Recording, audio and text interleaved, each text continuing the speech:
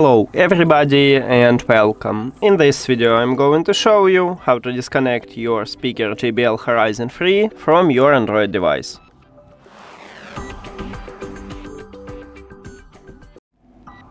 You have to start by open Settings and then go to Connected Devices or Bluetooth.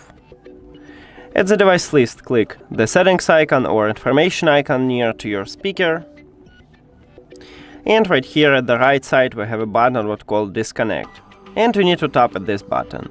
But before I tap on it, I will tell you the difference between disconnect and unpair. So when you select to disconnect your speaker and you tap at this button, you will stop Bluetooth connection with it, but leave it at the device list. And when you select to unpair it and you click at the forget button, you will totally remove your speaker from your phone.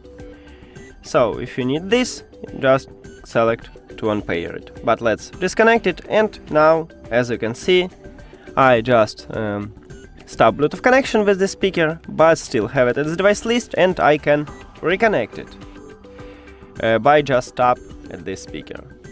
And that's it. Thank you for watching this video. If you found it helpful, please consider subscribing to the channel and leave the like on the video. See you later!